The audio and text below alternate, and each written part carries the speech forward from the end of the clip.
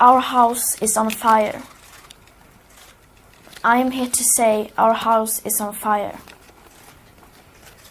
According to the IPCC, we are less than 12 years away from not being able to undo our mistakes. In that time, unprecedented changes in all aspects of society needs to have taken place, including a reduction of our CO2 emissions by at least 50%. And please note that those numbers do not include the aspect of equity, which is absolutely necessary to make the Paris Agreement work on a global scale. Nor does it include tipping points or feedback loops, like the extreme powerful methane gas being released from the thawing Arctic permafrost. At places like Davos, people like to tell success stories, but their financial success has come with an unthinkable price tag. And on climate change, we have to acknowledge that we have failed. All political movements in their present form have done so. And the media has failed to create broad public awareness. But Homo sapiens have not yet failed. Yes, we are failing, but there is still time to turn everything around. We can still fix this. We still have everything in our own hands. But unless we recognize the overall failures of our current systems, we most probably don't stand a chance. We are facing a disaster of unspoken sufferings for enormous amounts of people. And now is not the time for speaking politely or focusing on what we can or cannot say. Now is the time to speak clearly. Solving the climate crisis is the greatest and most complex challenge that Homo sapiens have ever faced. The main solution, however, is so simple that even a small child can understand it. We have to stop the emissions of greenhouse gases. And either we do that or we don't. You say nothing in life is black or white, but that is a lie, a very dangerous lie. Either we prevent a 1.5 degree of warming or we don't. Either we avoid setting off that irreversible chain reaction beyond human control or we don't. Either we choose to go on as a civilization or we don't. That is as black or white as it gets. There are no grey areas when it comes to survival. Now we all have a choice. We can create a transformational action that will safeguard the future living conditions for humankind. Or we can continue with our business as usual and fail. That is up to you and me. Some say that we should not engage in activism. Instead, we should leave everything to our politicians and just vote for change instead. But what do we do when there is no political will? What do we do when the politics needed are nowhere in sight? Here in Davos, just like everywhere else, everyone is talking about money. It seems that money and growth are our only main concerns. And since the climate crisis is a crisis that has never once been treated as a crisis, people are simply not aware of the full consequences of our everyday life. People are not aware that there is such a thing as a carbon budget, and just how incredibly small that remaining carbon budget is. And that needs to change today. No other current challenge can match the importance of establishing a wide public awareness and understanding of our rapidly disappearing carbon budget that should and must become our new global currency and the very heart of future and present economics. We are now at a time in history where everyone with any insight of the climate crisis that threatens our civilization and the entire biosphere must speak out in clear language, no matter how uncomfortable and unprofitable that may be. We must change almost everything in our current societies. The bigger your carbon footprint is, the bigger your moral duty. The bigger your platform, the bigger your responsibility. Adults keep saying we owe it to the young people to give them hope. But I don't want your hope. I don't want you to be hopeful. I want you to panic. I want you to feel the fear I feel every day. And then I want you to act. I want you to act as if you would in a crisis. I want you to act as if the house was on fire. Because it is.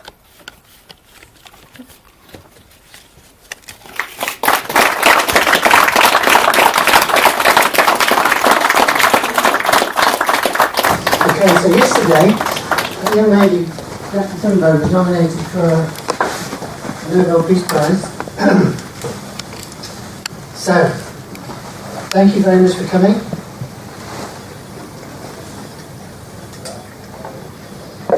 We are United Nations Association Coventry branch. Are there any politicians here? Are there any local councillors? They were all invited. And all 54 of them were invited. Lock them up.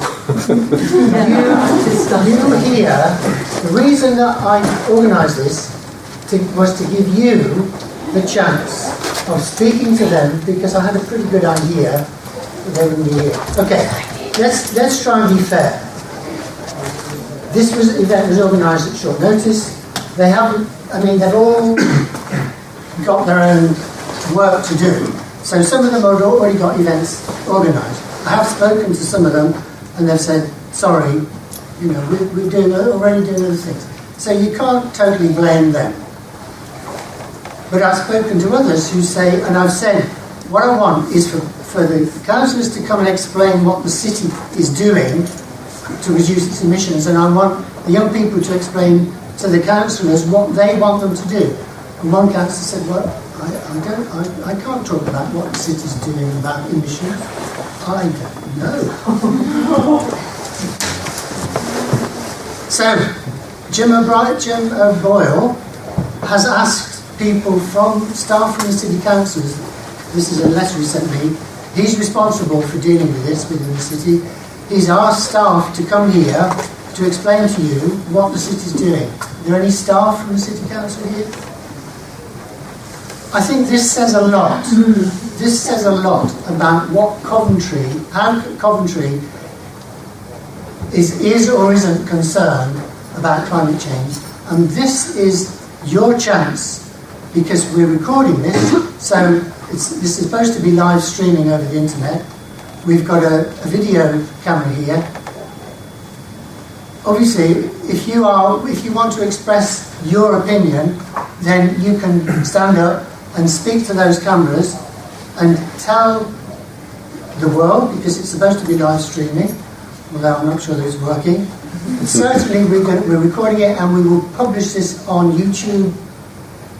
And then we will send another email to the councillors to say this is what the young people of Coventry want to happen.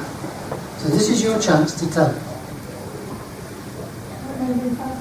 Well, we've got a young man from Rugby, and I'm sure there's a lot of people who want to do that. Let me just tell you what we've got planned. It's not a lot, because most of it should be your voices.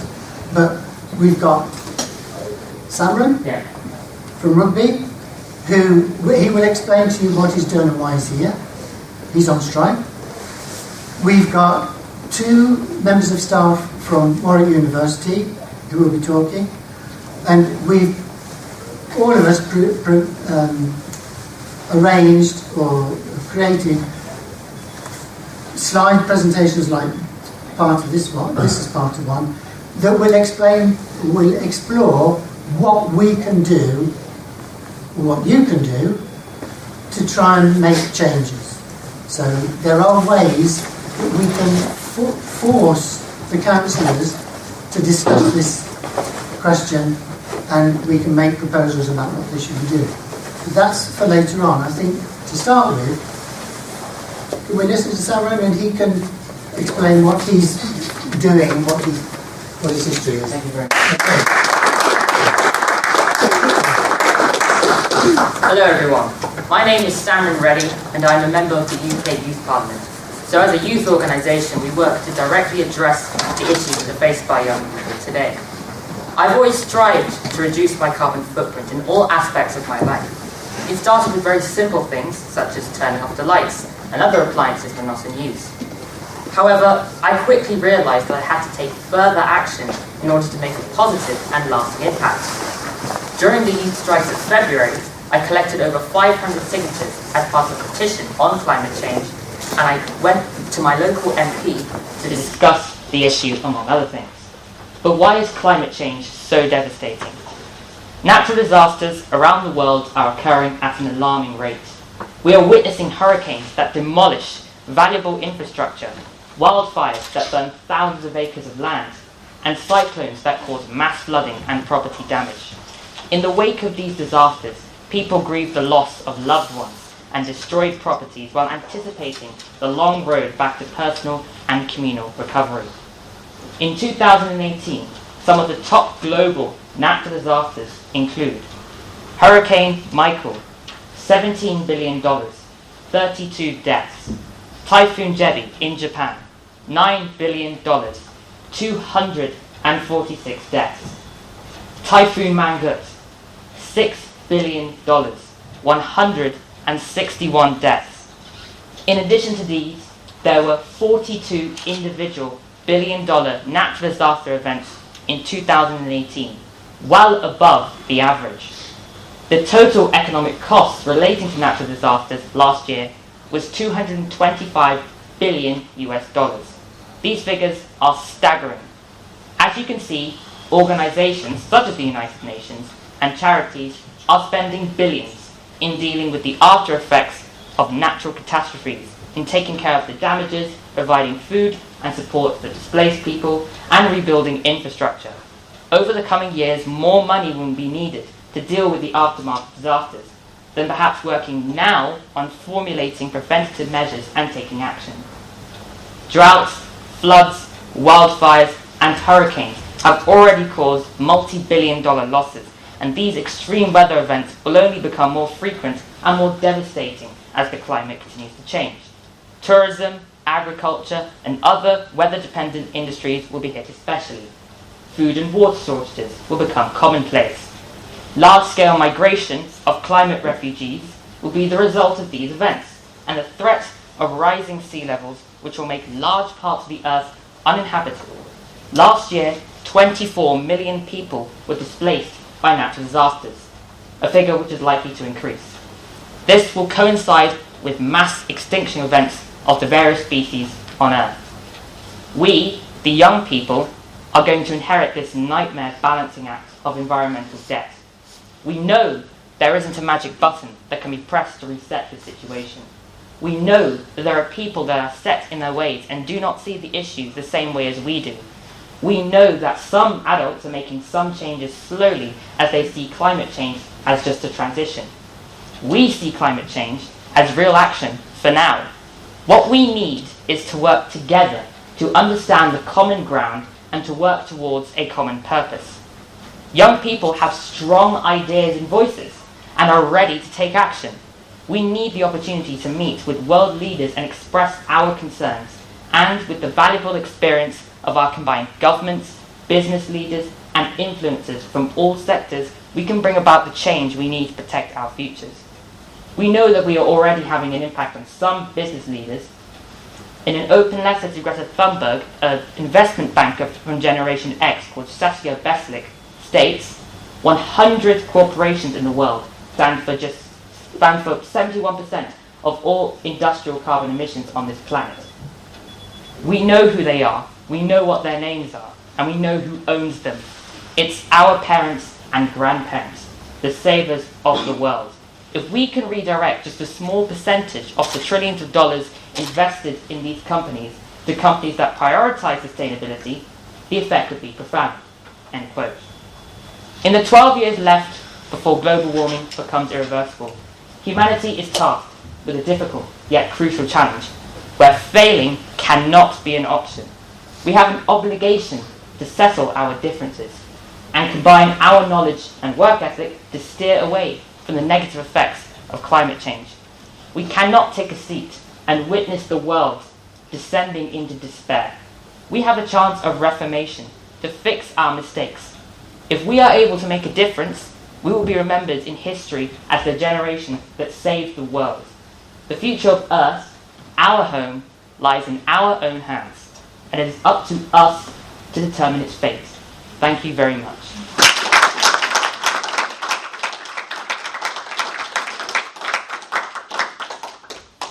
Okay.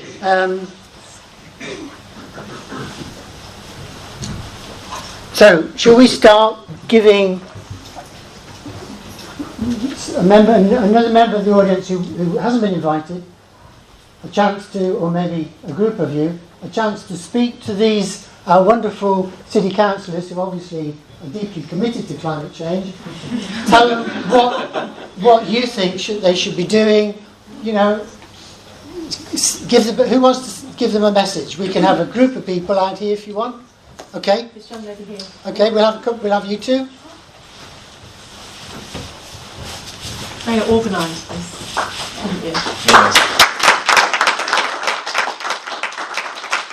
Okay. Alongside my friend Millie Hilditch-Gray, which I'd like to call up as well. Yeah.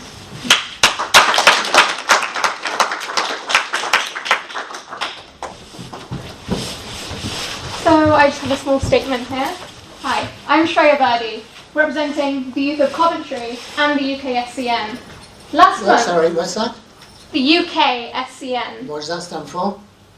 The UK Student Climate Network. Thank you. Yes. Thank you very much. Last month, on the 15th of February, 10,000 students from across the UK protested against a lack of government awareness, action, or concern on our imminent climate crisis. Today, on the 15th of March, we stand again in solidarity with young citizens in 123 other countries. Across the world, we've been excluded from participating in the fight against the climate crisis and have been left with no other choice but to take action ourselves. With only 12 years left until we reach our limit, I don't want to live in a world that values green paper over trees and decides to call that progress. Fame and glory over awareness and understanding, money and politics over the earth that we stand on. Well, today, we take a stand as the generation that will be hit the hardest. Where adults have turned a blind eye, we have to rise, opposed by many. But what option did we have when the ones causing the ecological breakdown have waited this long? Organisers of the strikes in Germany, France and Belgium have met with major political leaders, such as Emmanuel Macron and Mayor Anne Hidalgo. Greta Thunberg has already spoken at the World Economic Forum and the UN COP24 climate conference. The UK must now show its commitment to addressing the climate crisis and immediately reform the policy that is currently failing to keep us below the emissions target. This is something that starts with us. This is something that if Coventry Council is willing to talk to us about, we can help make an impact. I'll now pass on to Millie Hilditch-Gray, who'll take us through the official statement issued by the UK SCN. Okay, so as Shreya said, we're part of an organisation called the UK SCN. This is the official letter that was written by them to address the government and all politicians. On 15th of February, students across the UK went on strike to publicly demonstrate that we will no longer be pushed out of the dialogue surrounding the critical environmental threat for our generation. On the 15th of March, we strike again in solidarity with young people in over 80 countries. We are forced once again to take the security of our futures into our own hands. As young people, we face the greatest threat from this issue. We shouldn't have to be the ones leading action to prevent ecological breakdown, and yet we have been left with no choice. Organisers of the strikes in Germany, France and Belgium have met with major political leaders such as Emmanuel Macron and Mayor Anne Hidalgo. Greta Thunberg has spoken at the World Economic Forum and the UN COP24 climate conference. The UK must show its commitment to addressing the climate crisis and immediately reform policy that is currently failing to keep us below emissions targets. After the last UK-wide strike, we received widespread support and criticism, both public and political. It's clear we've been heard, but we, the students, must be listened to.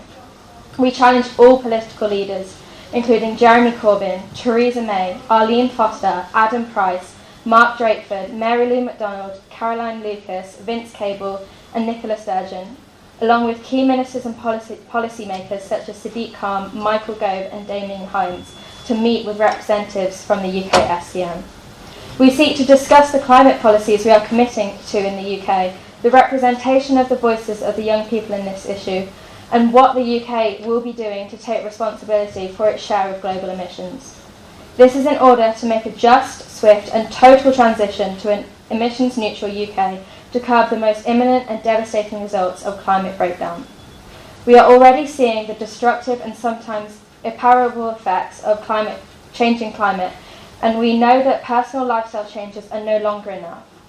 Systematic change is needed to radically cut harmful output from all sectors of the economy. The decisions made in Parliament today will determine the security of our futures on the planet as we know it. We will no longer sit and watch the total disregard that has been shown for the safety of our generation. We are presented with the 12-year ultimatum, one that constitutes the largest ever threat to our livelihoods and futures. So, we are turning to you to open the conversation and allow meaningful and sustained youth input into climate policy. Sincerely, the UK SCM.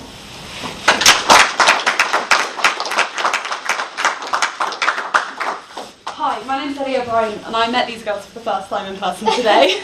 But I think climate change is one of the few issues that isn't singly caused by one person or group of people. It's one of the few issues that everybody has something to do with it. Every single person on this planet, all 7.5 billion of us, contribute to climate change. No matter what you say, everyone does something and everyone can do something to reduce it. And as we're at this point with this 12-year ultimatum, once we hit that and we've not done anything, it's your fault, it's everyone's fault. Everyone who didn't do something, everyone who continued to use plastic straws, everyone who continued to use the same carbon emissions that they used to, it's everyone's fault, which is why everyone has to come together to do something about it. Everyone can do something, even if it's small, but when we all come together, we can make a big difference. Thank you. A few ideas that we had for the council in terms of just implementing a few changes to our city that would help. Implementing an environmental council that communicates with the council in every school to make sure that as an education system and as the younger generation, we can work towards helping Coventry to become carbon neutral and helping with recycling and stuff like that, things that are going to really make an impact globally. Yeah. Well, stop there. I listening to the three of you speak, I got a slightly conflicting message because, is it Ellie? Ellie was saying, if we all make a small change, that can solve the problem. Whereas, I've forgotten your name? Millie, I think what you were saying was... Yeah, in the letter it says that we can make a change ourselves, however, we aren't university educated, we are literally school kids. We can have a voice, but we can't go into Parliament and inflict change. Which is why we all need to come together to do something about it, which is why I think most of us here have come to strike today. Yeah. Because singularly, yes, everyone is responsible, at least in part, but singularly we can't really do much about it. One person switching to a wooden toothbrush rather than plastic one can't stop climate change.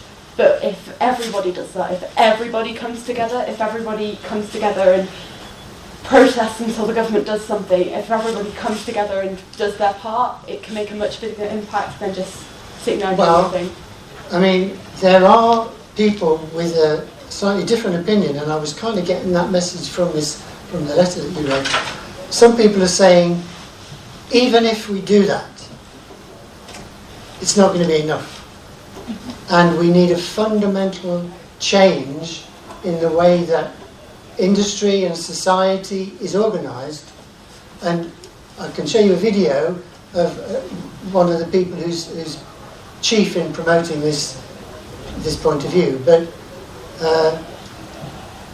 I'm not sure if that was the message that was coming out of what you're saying. Or not. We just want. Well, the letter was written to politicians so that they can listen to us. Yeah. I think the message is altogether is that we can all do our own bit. We can all try our best to support this movement by making small changes to our day-to-day life. But at the end of the day, the reason why we're coming together is to get governments and world leaders to do something, because they are the people that are essentially the most responsible for this. If they are in charge of countries, they are in charge of the industries that take place in those countries, they can implement the changes and put down the policies that require them to lessen their carbon emissions. Wow. And they're right, and there's not a conflict between taking individual responsibility for things that you can affect and still wanting fundamental changes in a system. Yeah. So I don't think they're contradicting themselves. No. I think we need to do. People need to take responsibility for their actions and change their behaviour, basically. But there's this question of making the bigger change.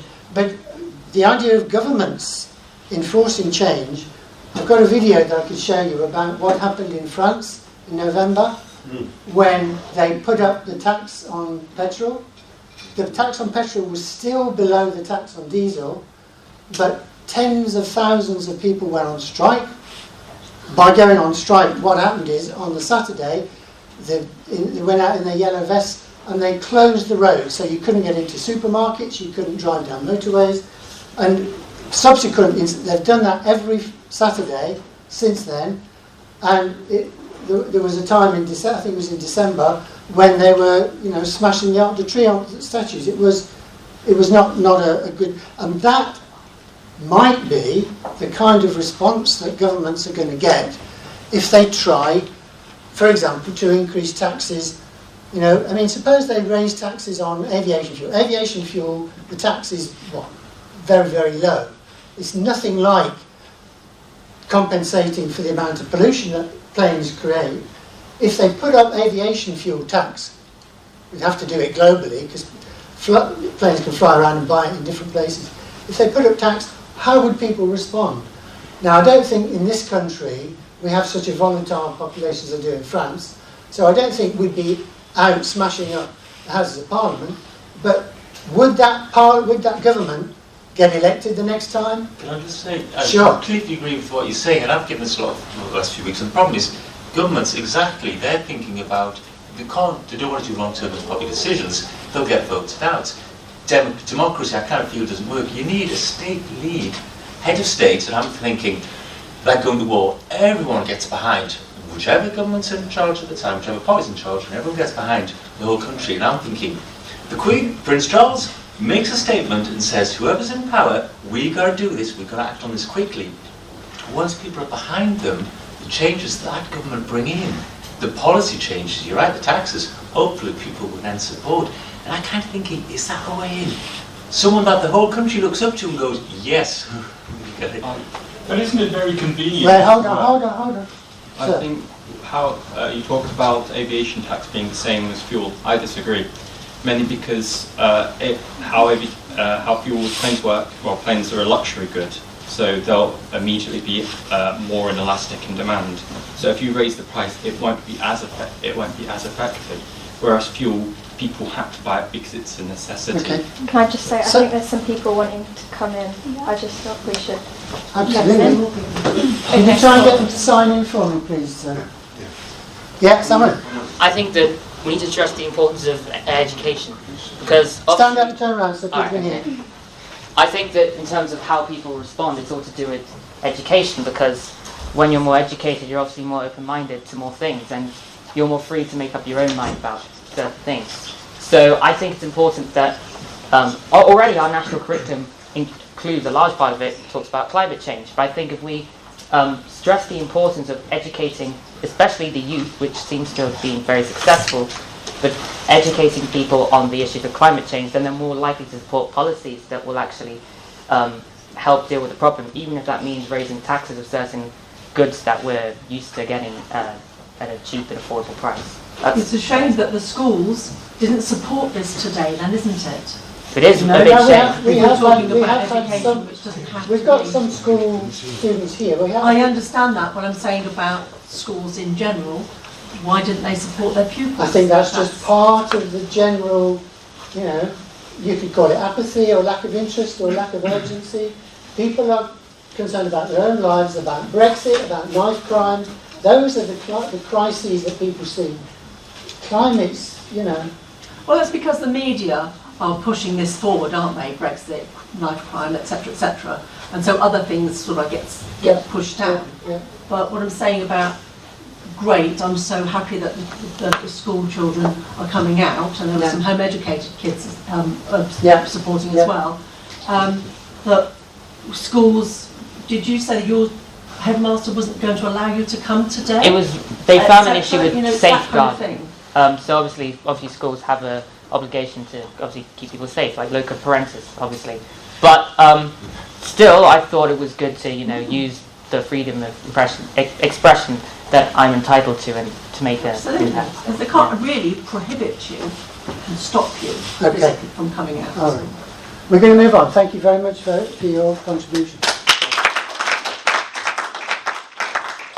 Okay, as I said at the beginning, we've got two lecturers or two members of staff from Warwick University. Do you two want to come out and sit up here? All right. You can try and follow the amazing start that we've already seen. We'll do our best. Okay. So you'll sit on the chair. I'm a table man. Are you? I'll do. Table's good, and you're not behind us then, are you? It's like Right next to yeah. All right. sit on the table, and you're actually with us. That's a good. What would you like?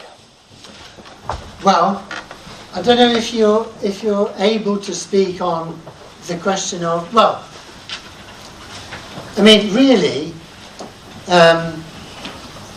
this was basically your idea, wasn't it? So do you want to first introduce yourselves, and then Alastair can explain why we called it the Climate Emergency Forum and what he thinks should be done. Okay. So my name is Dr. Alastair Smith. I'm a senior teaching fellow in the Department for Global Sustainable Development at the University of Warwick. So broadly, we're concerned with the exact issue that we're talking about today here, intergenerational justice, and the kind of trade-offs between opportunities for people now and in the future. And often this is mainly mediated by the environment and resource use and environmental sustainability. So we teach a number of things, including challenges of climate change module, which is about the science and governance of climate change, for which I have the pleasure of being joined by my colleague David. Yeah, so I'm David Mond. I'm a prof in mathematics, but I've become more and more frightened by what's going on in climate change. And I have the great luxury of working in a university which allows me to move from the subject that they hire me to teach towards something that I think is much more important. And I think that one of the problems that we all have is that we're stuck in situations which oblige us to go on doing things that we realise aren't going to contribute, or may even work in the opposite direction. But we feel that we don't have a choice about how we work, where we work, what we consume, because there isn't enough opportunity. So I would like very much to be involved with what's going on here. I think this is one of the most hopeful developments that we've seen for years. I'm tremendously impressed with all of you people who are coming up. I think one of the most important things for me today would be to hear what you feel people like us can contribute to make your movement stronger. I mean, I think Alastair and I and Philip have all prepared some kind of talk, but I'm not sure that that's really the right thing. We don't know what you need to hear. We don't know what you want, and I think that would be the most important thing. How can we strengthen your movement? What can we do to help you? What do you want?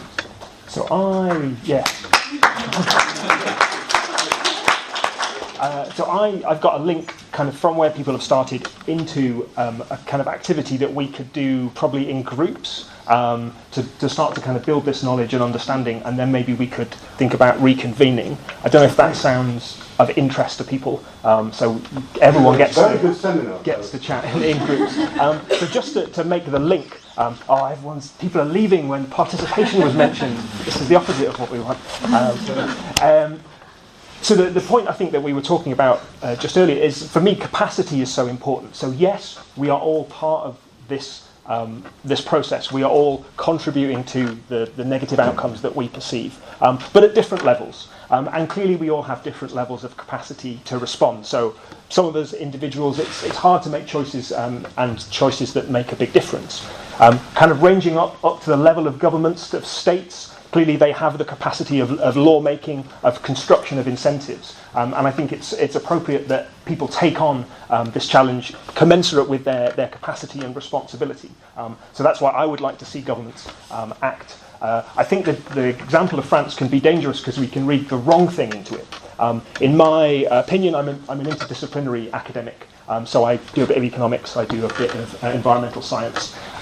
From my understanding of my colleagues, they say it wasn't state intervention that was the problem. The problem was ill-conceived state intervention. So where you're going to raise taxes in one place, in order to keep people happy, essentially, you need to think about how you can do them a favour in other areas. Instead of promoting punitive taxes that regulate, you can look at incentives to pull people in the other direction. The tax on petrol, could that be invested in better advertising public transport, and then there wouldn't be riots? So I mean, this would be another kind of ideal economic situation. There is this phrase that a carbon tax can be made revenue neutral. Yeah. That you can, the way you do this is you say, well, instead of taxing you on your income, we'll tax you on your carbon consumption, your carbon emissions. Mm-hmm. So we'll collect the same amount of tax as before. Nobody's going to be poorer, except the people who actually burn a hell of a lot of carbon. they're going to pay a bit more probably, but that's going to influence them to drop the amount of carbon that they burn. So you can reduce income tax, you can reduce the tax, for example, on home insulation goods or whatever, and you can make a carbon tax a strong incentive without actually hurting people's pockets too much. I think. I mean, it's a very delicate issue, but it can be done, can be designed. It's worth finding out about Sweden. You know, in Sweden now they have a carbon tax of $116 per tonne, which is about 5 times as much. Sorry, per tonne of what? Carbon. Of carbon emitted. Okay. I'm sorry, yeah, $116. If you burn carbon which causes the emission of 116 tonnes of 1 tonne into the atmosphere, you've got to pay $116. They collect a very large proportion of their tax through this carbon tax. It has not affected their economic growth. And as you probably know, Sweden is a very happy and successful society with a great deal of equality and a great deal of satisfaction. So I was just going to agree with you, going back to the point I was going to make earlier, going back to the government intervention and the bad example that we had. It's very convenient for government to make a knee-jerk reaction and then say, oh, look, no one's interested or whatever. I think it's just, they're not interested in fundamentally changing or addressing this issue, and that's a very convenient response. So, I agree with what you said. Why do you think they're not interested in changing this? Because I actually think the problem is less with our government and more with our large corporates, who actually have, the power over most of our governments. And I think they're the ones that we need to change fundamentally. Okay, would a lady that like to come forward? Because what we want to do is show people. That'll do, because you're going to video then. The thing about, at the moment, I think a lot of things that hinder, particularly in America, but also in this country, that hinder environmental initiatives are powerful lobbying groups who don't see it in their interest to put carbon, because for them they're worried more about investors and shareholders and disappointing them. Now, what does concern me is that making this an adversarial thing. We have to think of ways of being able to get these people on board. What is the best way, do you think, of being able to do this? Thank you.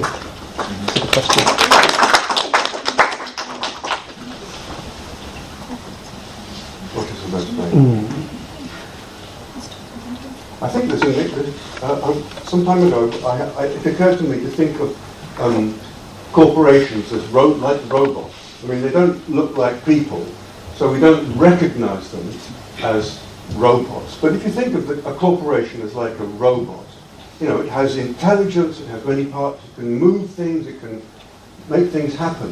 Think of it as a robot. Now, do you remember, I don't know, some of you, the older ones, may have read Isaac Asimov, who was a science fiction writer, and he invented the 3 laws of robotics that every robot must satisfy. And one of them was, you must never harm a human being. That must override every other command for a robot. But the robots that are corporations have another fundamental command. You know what the first law of corporations is? Make a profit. No. It's to maximize shareholder value. Yeah, to make a profit. That's what every company executive is charged. Maximize the revenue to shareholders. That's their sacred duty. If they don't do that, they get fired. So maybe we could be pressing for that to be made illegal, or for some change to this axiom of corporate behaviour. I mean, look, I don't know. I'm not an economist. I wish I knew better how to do these things. But what was your exercise that you wanted us to yeah. Yes. So I had 2 possible sort of themes for discussion. The first was to think about how we might go about communicating the process of climate change to other people that maybe we wanted to encourage to participate in our action. Because I did have some slides drawn from some evidence this morning that says that in a lot of situations where you're able to explain effectively to people what is going on, to break down misunderstandings and misconceptions, which we know from visitors we have to the university, there are organisations out there intentionally trying to get everyone to think this isn't a real thing and they shouldn't worry about it. How you can kind of break that down and encourage people to participate. So the process of that also allows us to make sure that we understand some of the basic science of it. A separate discussion is to draw from the expertise in the room, of which I think there is a lot, about what people are currently doing in their communities, in their schools, what they've done as individuals, and then to think forward, as David mentioned, to possible other actions that we might want to collectively get together to share, to carry out in different places. And we could do one or either of those, depending on what interest and what people felt was most relevant. I think ideally if we left today with some kind of plan and learning about what we might do differently, sharing information, that would be useful. But if we wanted to kind of cover off some other understanding first, we could do that as well. And there are ways that you can express your voice to the city council. Yes. And we can talk about that as well. Yeah. Unfortunately, we've only got an hour, so we haven't got that long.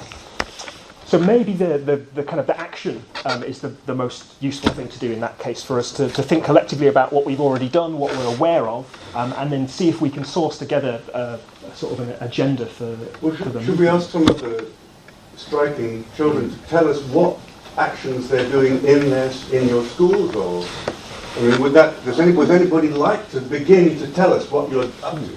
Do you want to come out to the front? Yeah, definitely. There's a lady there.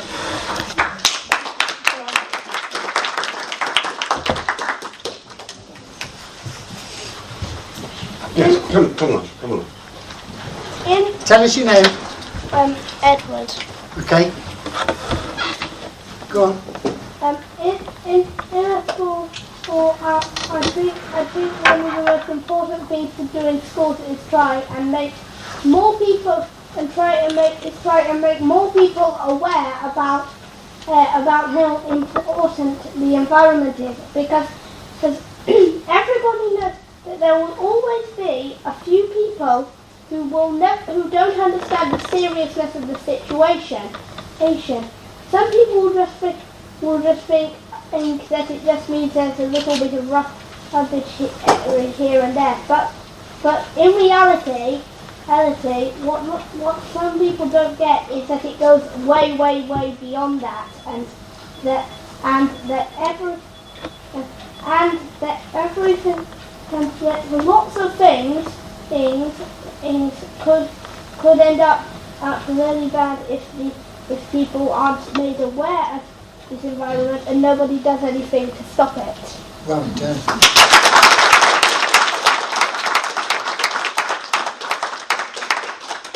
Thank you.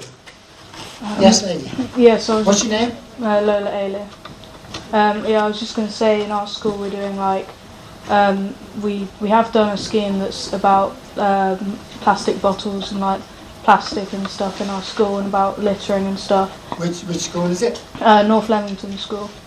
Oh. And we're also we have this group, and we're working on like things to help encourage more schemes within our school that like is easier for students to do without them having to sacrifice quite a lot, because I think that a lot of the like schemes that we're using at the moment seem like quite a lot for a lot of people. For example, you know, like giving up car journeys, that sort of stuff. It's things, as you were saying earlier, that like people just don't feel like they can't really do, and it's a very big change. So we're working on stuff that, little things that people can do that won't affect them too much, but will still help. Don't you think that the reality is that in order to make the dramatic change that we need, people are going to have to make big changes in their behaviour? Yeah, no, definitely. We're just focusing on, you know, things that we can do that will at least, because we think that at least we can still do something. I think we need to do it at two levels, don't we? Yeah. We all need to promote those kind of changes in our everyday lives that people are willing to accept. And we can talk about what those are so that you're clear, because what I think would be a good idea is if you could go and talk to your parents or your carers or your, you know, about those changes which we can all make, not dramatic, but have an effect. And then there are the bigger changes that society needs, and we maybe also need to be thinking about those as well. I think there are two. This is a theme throughout this discussion, isn't it? The little changes and the big changes. But your school at the moment then is promoting small steps. Yeah, we have within to our start with school small steps. community. Yes, exactly.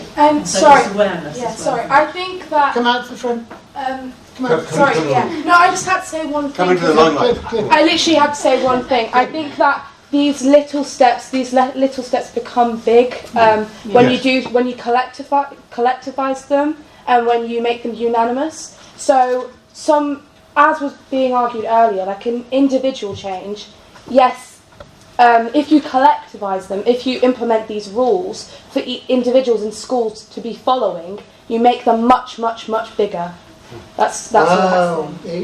Rules that people have to follow? I mean, that's called laws, isn't it? Shreya will elaborate on that because... So, as a result of us organising these strikes, we had a meeting with our head teacher. We're at Finham Park School. We had a meeting with our head teacher to basically tell the school that this is what we're doing on the 15th. And we also have, along with the demands that we are presenting from the UKSCN, we have some things as a school that we'd like you to change and implement. Because, you know, it starts small. Yeah. We can do it within our institution. What were the changes that you want the school to do? We have a list of demands. Good. So, our first thing that we proposed was to start a dedicated eco team that the school council can then work with. So we can work on recycling, making sure there are recycling bins around the school site, because although we have had a lot of patronising comments about this and just people saying that it's not really going to work, at least if people are given the option to recycle, it's a start. Too. Exactly. Because without the option, no one's going to do it, because they don't have the facilities to. There aren't any recycling bins at my school. Exactly. There aren't any at the old school I was at either. This is the council's idea of disposing of rubbish. With the black bit. There's no way that we've got separating recyclable from non-recyclable. They've never heard of that idea. Warwick University, everywhere you've got two sets of bins. I mean, that's one of the simple things that the council, you could suggest, would do. Another thing that we suggested was to get the school canteens to stop using disposable food containers. We have plates, we have metal utensils, but for some reason, every single lunchtime, you just have paper plates being handed out left, right and centre, plastic utensils that people then take outside of the canteen and litter around the school site. Polystyrene cups and plates as well. And the action that the school has already taken against this is to put up signs around the canteen telling people not to take them outside and not to litter, instead of just deciding to get rid of the disposals altogether. Yeah, even just a simple reminder. Even a simple reminder. Exactly. People want to eat outside, so using the sign isn't going to be particularly effective. My school do that as well. I mean, we could even suggest that people, if they want to eat outside, bring in their own food containers if they wish to buy stuff from the canteen. That would be much more effective. Exactly.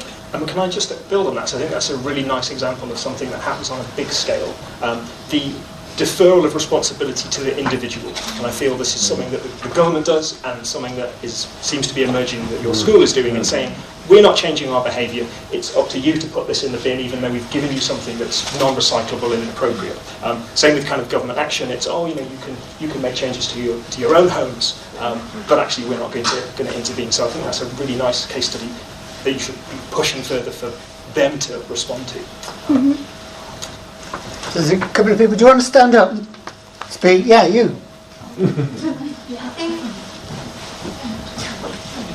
Yeah. By the end, we want everyone on this side of the room and nobody on that side. That's what we'll go for. I think you need to meet halfway, because there's a massive problem with there being a stigma attached around quite a lot of students being here, where people will go, oh, well, what change are you making? And, oh, well, you're not going to cool down the planet by being here. And that's half the argument. Well, we are here, but there's uneducated people that don't care as much as we do. You wouldn't be sat here if you didn't care, but they don't. So that's the thing. We will try and make our changes, and we will try to do our bit. But if they are there in the first place, then the people who don't actively want to go to the effort to not litter, not take polystyrene, plastic, disposable, things that aren't necessary outside, they don't have the chance to actually damage the environment. So I think it's a 50-50 thing. I think we need to implement small changes like you shouldn't be littering, please use the bins, separate recycling and food bins. But then there also shouldn't be the whole thing of there shouldn't be plastic there when it's not necessary. You have plates in school, you have metal utensils, so it's please just use these.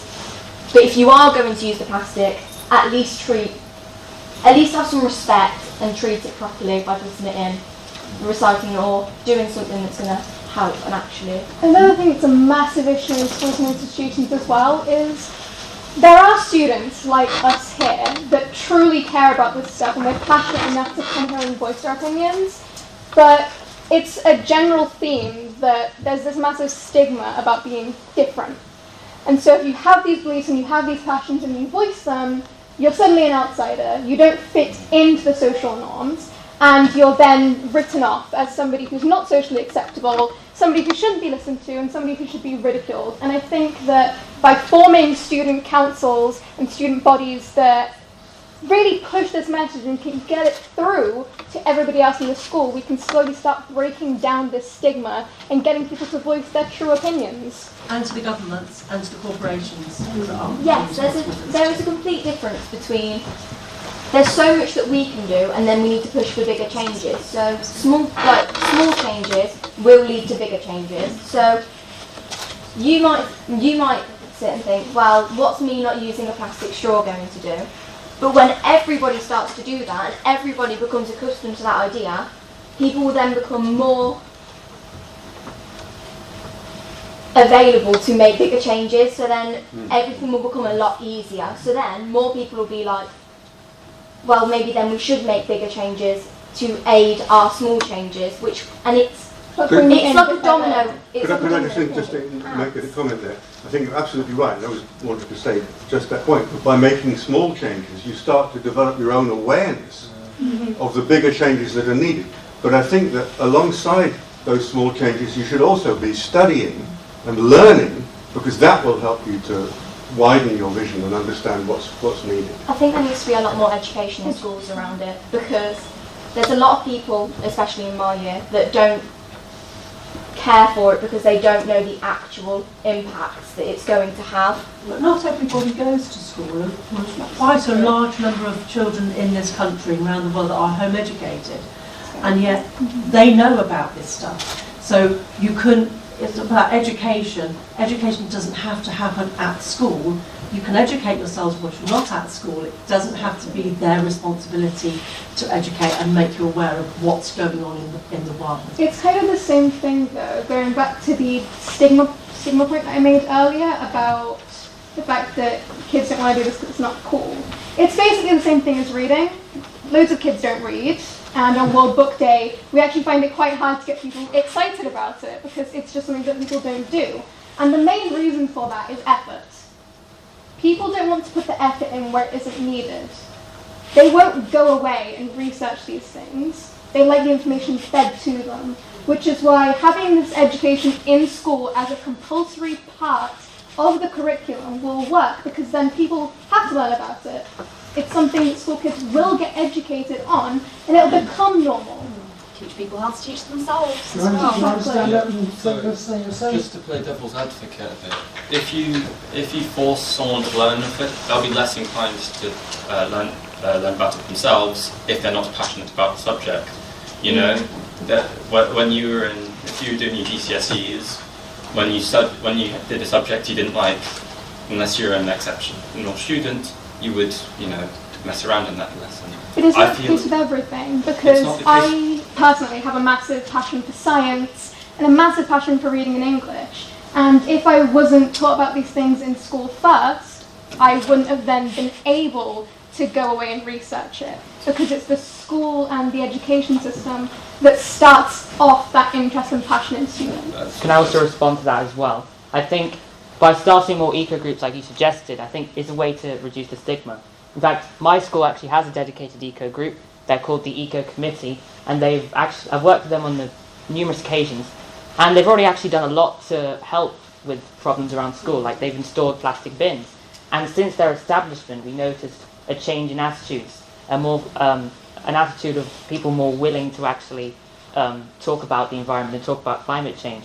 So having more eco committees in other schools will allow to facilitate that change in attitude to a more favourable attitude of everyone doing their bit to stop climate change. So, yeah, I agree. I think before you start pushing it in school as a mandatory subject, I think it would be better to make a committee first, settle it in, because if you immediately throw other kids into it and tell them, okay, you need to learn about this, you need to go home and study it, lots will be pushed away. So if you change the attitude before you force it, well, not force it, it won't feel like it's being forced. And yeah, that's my point. So I think this is a really valuable discussion. So as an educator, I totally recognise this issue of engaging with people of any age who don't necessarily have a pre-interest in the thing that you would like them to learn. I guess the mindset to try to have, and I think you've summed it up nicely, is to try to engage people in a way that can access their interests. So maybe framing climate change as a big global kind of thing, there's lots of catastrophe going on, might not be the way, but to think about how you can connect to people's lived experience. So why would it matter to a kid in your school from Coventry as opposed to the context? I'm actually thinking in terms of education in schools, I'm actually thinking it ought to go, the reverse is true, because it's dawning on me that for a generation, myself and younger, and incorporating people your age at the front, in that we're a lot more knowledgeable about the state of the environment and the rate of climate change now than we were when I was your age. But it's dawning that people who are the shareholders in businesses, the CEOs, the people who are in Parliament, don't, or maybe they do but don't want to. Can I just say something I think is really interesting? Plastics had a massive turnaround. We knew about for years.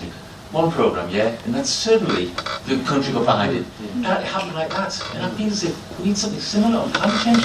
Now there's which was the programme you're talking about? It was the David Attenborough thing, and that was really Blue Planet, and that changed things massively. There was a film by Al Gore years ago. I don't know if someone remember Al Gore. Yeah. Something like it's something that could be done with climate change that suddenly gets everyone behind it. Energises it. So I believe the BBC have one in progress. Right, okay. On climate change. So, but yeah. Good. Okay, that's good. I would really like to see more people like CEOs, shareholders, people who might not, people who are invited to this, try to sort of be more open to them. This is not an adversarial thing. We genuinely want to hear from them and what are the barriers to getting them finished, because I don't want to think that capitalism is illegal, although certainly when it goes pathological, it can go very bad indeed. But it's a tool that we use, it's a tool that can be used, and I'd really rather engage with them and try and fight them, because I think there is a very big temptation to have them and us, and even those who kind of think, oh, we don't want that kind of do, and I don't want that. Most corporate CEOs are completely focused, they're not they'll go with whoever. I've worked in science and research and engineering, and I've seen those vertical circle effects of capitalism, as well as statistics.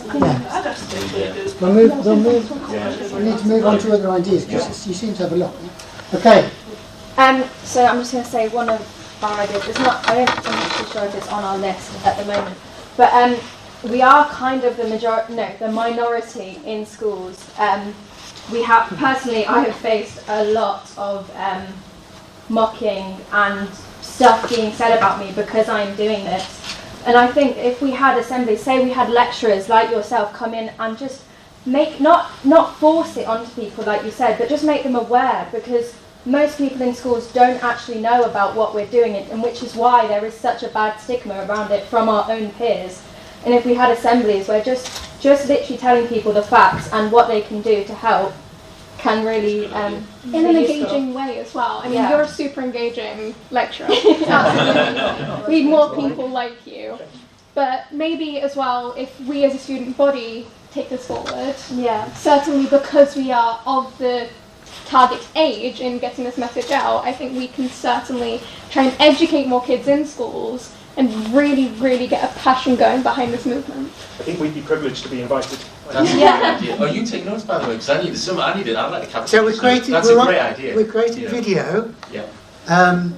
All the notes, you can send me all your notes. Yeah. We can publish them. But but certainly the ideas that come out of today, we will take forward for sure. Good. Do you want to stand up? Yes. Hi. So I'm a master's student currently studying disaster management and resilience. So it's a great honor to see the amount of passion students have, especially coming from that age. I believe your cause is very good, but some of the ways, I think there's a simple way you could implement something you can implement in your school. A lot of children like movies. Everybody is excited about going to the cinema. There's a documentary by Leonardo DiCaprio before.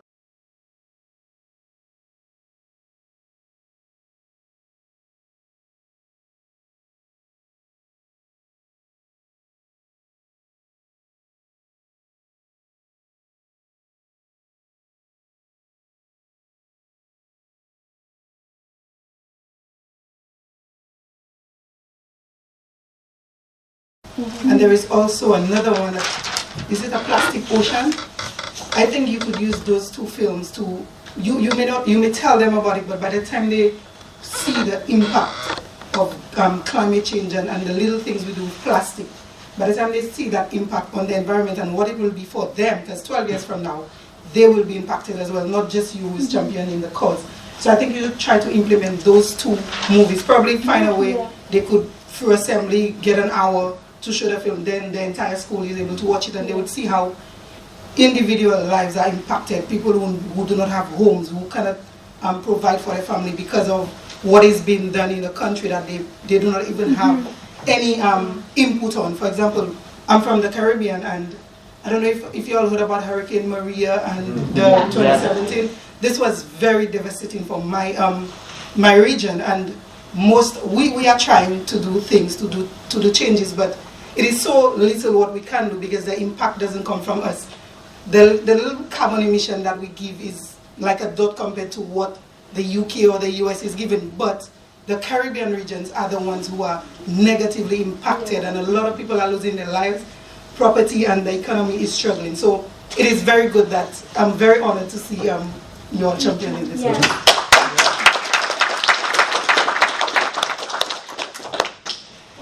About watching films, environmental education should be up there with anti-bullying and internet safety internet day.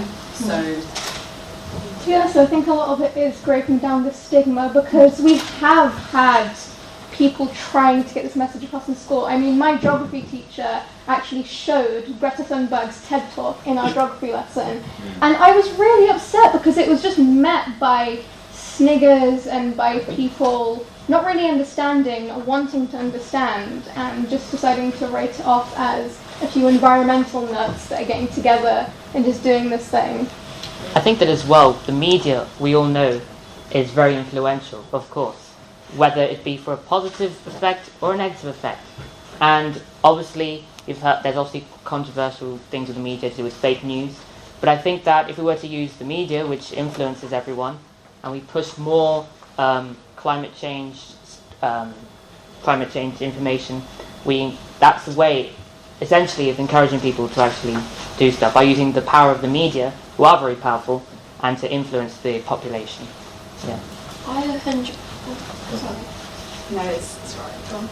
I 100% agree with that. Like, especially like earlier, someone said about knife crime and how that's such a massive thing in the media at the moment. And I believe that a lot of people our age are extremely passionate about that, because that's something that has been shown directly to affect people who are a similar age as the people who study here. So the people in schools, there's not a stigma attached around that, because that is something that they feel they are directly affected by, and because that's the way that it's been fed to them. So I think it needs to be actually shown that 12 years is not a long time. 12 years is not at all a long time, and you will be affected. So whether or not you're affected now by knife crime, you will be affected in 12 years' time by the effects of climate change. So I think it's the way that we get fed, like we are presented it and shown how it will impact us. So I think it needs to be just as big as things such as Brexit and things such as knife crime, that climate change will affect you and will be something that is... Could I ask a question about that?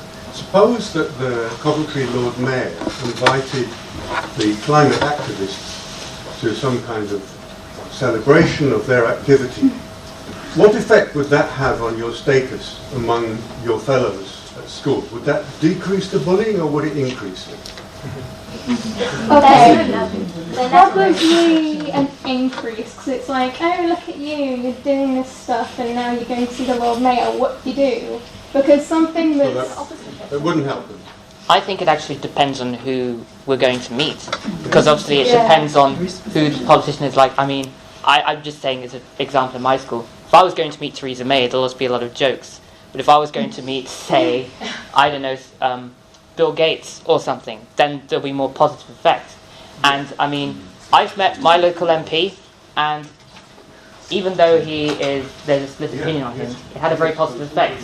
It was like, okay, you're now taking this issue to people of higher authority, so now they're more likely to get behind the cause. So I think it really depends. You're suggesting they should have maybe a singer, pop somebody, rock singer or somebody, celebrity. That is why I specifically chose the film Before the Storm. Because a lot of people love Leonardo DiCaprio, and he's now a UN ambassador and champion the cause of climate change, and they would see that because the film is very graphic. It shows different continents, how they are affected, how they are impacted, their livelihoods. You get people who, an entire farm, within 5 hours, it will show how a little plastic, and by being clogged up in drains, 5 hours of rain within what they would usually get within 6 months. They got it in 5 hours, and people's crops were just... Did you just say that Leonardo DiCaprio is a UN... Yeah, he is a UN ambassador. Yeah. Okay, so could you set up a call for these guys with Leonardo? Even a virtual call? Yes, that's right. They have bragging rights, that they had a call with Leonardo. Just a Skype conversation.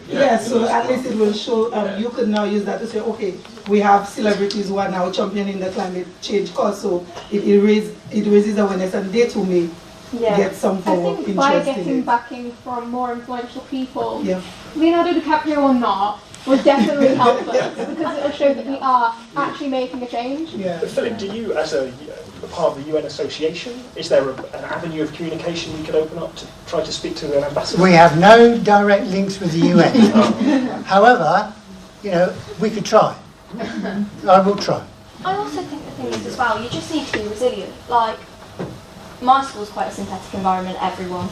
was on board. Quite a lot of people are at the one in Birmingham, my school's in Birmingham. If I was at my old school still, I'd be facing the exact problems that you're all facing, the stigma. But you just have to roll with the punches and be like, well, I know that I'm doing something for a good cause, and later on, you will thank me for it because I'm the one who has added to the cause and helped start the change. Can I ask you, I mean, I haven't heard about this stigma at all before, this is completely new. What could we do, or what could be done to have a conversation between the two groups of people to try and understand, you know, why they think like this? I mean, because I just don't understand their mentality. You can't really know how they think. It is just, it is conformity, and it is just social media and wanting to seem cooler in front of people who are doing things that are different.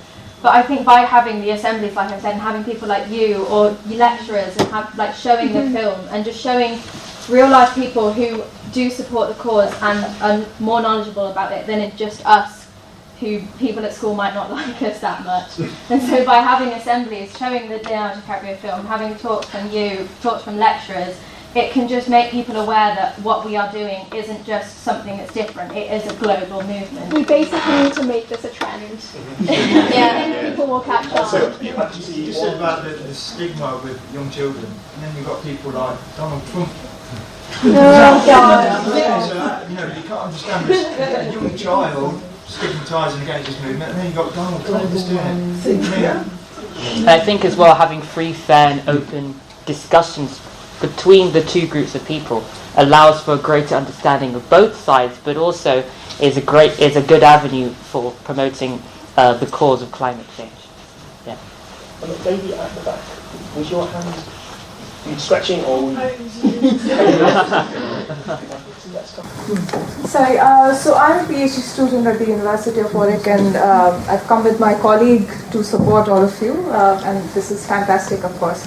But there's just one thing that I wanted to raise, because I work in this field, in the field of governance and governments, and especially local governments, is that I think this energy also needs to be transferred somewhat at the local government level, because at the UK what is happening is the local governments are continuously being stripped of their capacities to act locally. And this is the kind of campaign and this is the kind of pressure group that we need to sort of also transfer at the level of local government, so that they can demand, or they are sort of, you know, they can demand further capacity from the national government as well. So let's also not forget that there's a huge responsibility lying at the government level, at the national government level, but also at the local government level. So this channel should also open up that. Well, you missed the introduction Okay. when we were shown photographs of all 56 councillors who were all invited, and not one of whom has come. That's not true, I'm here actually.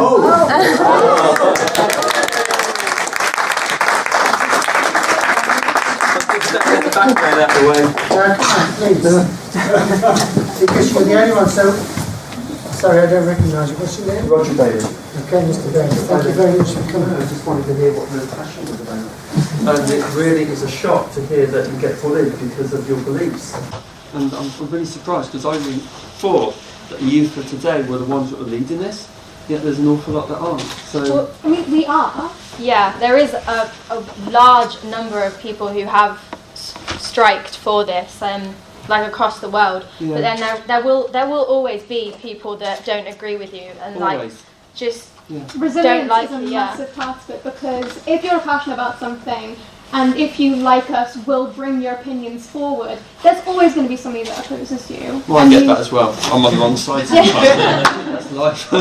But yeah, and also raised the point about the rubbish bins, where you throw all the rubbish away. It's a valid point. Maybe we can do something about that and try and get some sort of recycling plant within the council. There's something like 5,000 people working within the council, so that will have a big impact. So that's something I can take forward. Even if, because we were talking about forming school councils, we could also use those school councils, if they are all around Coventry, and communicate back with the council on what seems to be is it implemented. useful to have the local ward councillors involved in that? Because Yeah. because you're talking about people being there, you know, corporate assemblies, that's fine. But what about the ward councillors? Because one of the issues we have with schools, problems outside schools, for instance, people parking in the wrong places, but we should be more involved and engaged with the schools. So maybe ward councillors, and everyone has a ward councillor. It's just one way of engaging. Yeah, perhaps the meeting, so like once every so often, here, where actually the councillors actually do come, you know? Well, here. Well, you're here, yes. One here One before. of 54. Sorry, it's only me. But to open the dialogue, to support these children. And isn't that part of the problem that people aren't talking? That's what Exactly. People aren't talking, people don't care, people think somebody else will fix it. But it needs to be the I think case. that's part of the problem, and that's actually what inspired me to be here today, because after watching Greta Thunberg's TED Talk, I was sitting there thinking, this is absolutely amazing. Loads of people are doing this all over the world. It's something that's being organised by the youth. But hang on, I'm not doing anything for it. And then I found myself thinking, oh, that's okay, somebody else will. I don't need to. I just need to show up somewhere. But wait, what if they don't? And that's the thing, because if we live in a generation with the mentality of, it's okay, somebody else will do it, who's going to? Nobody will. And I think go and buy a t-shirt from Primark and chuck it away the next day because actually it's so cheap to go and buy clothes now instead of keeping those clothes. But that attitude has to change, isn't it? It is. I mean, the attitude. That's where the conversation. When they started putting money in plastic bags, for instance, I looked in my cupboard and I got something like about 100 plastic bags. I thought, how come I got all that? So I didn't realise. So I recycle. I want to go to the supermarket. I take one of those bags, and the Sainsbury's one's lasted 3 years now. It's incredible. So it's not a single use. So I recycle and I don't use single plastic items, and I've actually done my own minor changes. I think one of you said, you know, it's almost small beginnings, isn't it? Just getting doing little bits and meeting halfway, and that can have a dramatic effect. A dramatic effect. So we have a latest addition to the stage. Would you like to pop this up in the middle? But like some schools, like our school, I didn't know about this and everything, but our school brought it up and everything, and we were trying to do, like, we were just talking about what you said now, that we were going to try to influence it in our school. Because like in our school we're trying to do it, but then I don't think everyone has a positive attitude towards it, and it's more negative, and like there's less people wanting to involve with it, because like nowadays it's just games, and like school's already like a drag. It's like you don't want to be there already, so it's just like they already have an anti-school like attitude and everything, so they just don't want to like involved with anything. They just want to go home, go on the games, and then go on social media. So it's just like how, like if you're doing an assembly, it's not going to be that entertaining. Like some people in our school in assemblies, they'll get their phone out and try to like not be doing anything, so they can just hide from it and everything. What school do you go to? Oxford. Oxford, okay. There's probably a few people, a few of you who do feel passionately about it. If you can find them and yeah, there's people over there. Yeah. Our school picked 3 people, me, and then Keelan and Your school chose 3. Yeah. Do you know who the school did that suggested that? Because that's really good. I don't know who suggested it, but Miss Mond picked us out, and then Mom took us here. That's good. That's really good.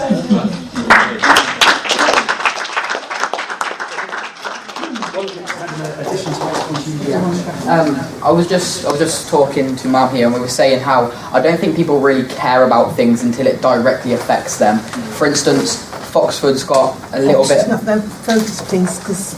No, it's fine. Okay. No, it's fine. My parents are fine with it. It's fine.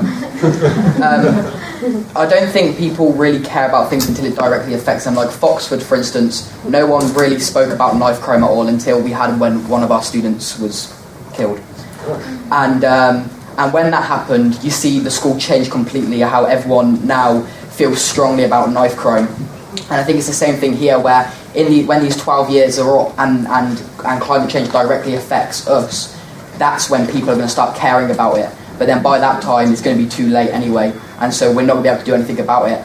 So I think when people think about climate change and global warming, they think of Antarctica. They think of Antarctica melting. They think about the polar bears. We don't think about how in the years to come, this is going to have a direct impact on us and on humanity itself. And I think that's the thing we've got to bring up. And like they were saying about the media, there's a saying that says whoever controls the media controls the mind.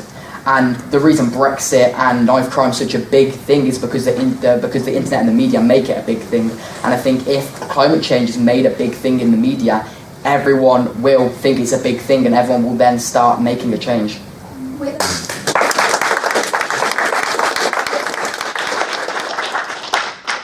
Another problem is you have this media-imposed mindset as well of instantaneous news. If something happens, you'll find out about it like that. It's something that's happened straight away, and it's straight there on your television screen, in the newspapers, on your phones. We never talk about really the lasting issues and things that are coming up that we need to prevent against. It's always, this person died, there was this meeting, that happened. Never, this is going to happen. Let's change it. I think that's another thing as well with the whole, well, what's it, like us having education that could be deemed boring. Well, until my GCSEs came around, I never really cared about them, and now I'm here. But I still remember things from year 7. So I might not particularly like English, but I still remember quotes that I learned back a few years ago. So I think it's the thing of children might not like what they're being shown, but they're being told this is what you have to do. So as long as you're being educated and told how to actually deal with a problem, then there's a lot less chance of the problem being, a problem in itself. Yes, I'm here with my boys. It was actually their idea to strike today, so I've got to be here because they're sort of like... But it's interesting you say about media. Well, I think there's probably a very good reason as to why media, because all the media and the popular media in this case is still controlled by Murdoch, as in Rupert Murdoch, who's a well-known climate change denier. So that's something that's probably one of the I wouldn't say it was the main reasons, but the point is when it influences culture this much, then yes, that is a major problem. However, the next generation generally aren't. So there is some hope there. But the thing is, people are generally very reluctant to give up power and privilege. And I think the issue is that for many people will think they're being oppressed and persecuted if their privilege is being removed. I mean, it isn't persecution, it's just there's no longer that privilege, and that's not necessarily a bad thing. And we have an example being shown us behind you of the positive power of the media. It's Climate Change Warrior. Yeah, that's how they found out about it. That's how I found out about it. Wow. But how many people we read a week? We see every day, we see the Telegraph, we see the Sun, we see all of these massive newspapers who publish stories that are quick things that have just happened, that, oh my god, this is so shocking, you need to know about this now, because this is what's going on now.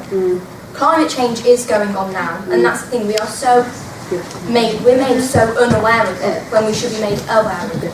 I'll tell you one thing I find quite mind-blowing. When I was your age, and my science textbooks, they had carbon dioxide concentrations of 0.03%, or let's just say 300 parts per million. Now, 30 years down the line, it's 400 parts per million. That's a 33% increase. We're already seeing that. That's 33%. That's the fastest rate of warming. Even the time in the Eocene maximum 55 million years ago, when there was tropical forests at the poles, that the rate of the increase of CO2 in that period leading up to that was 1/9 of what it is now. So we are pretty much sitting on the 6th extinction. So they're in blue. I just wanted to agree with the quote at the back, who said about it, you only get interested in it when it starts to impact on you. And I know it sounds a bit of a generalisation. I think climate change is quite a middle class sort of passion, and there's a lot of people living in the UK right now that are really struggling to make ends meet, rising food banks and all of this. And if you're not sure where how you're going to feed your children on Friday, climate change probably doesn't feel like much of a,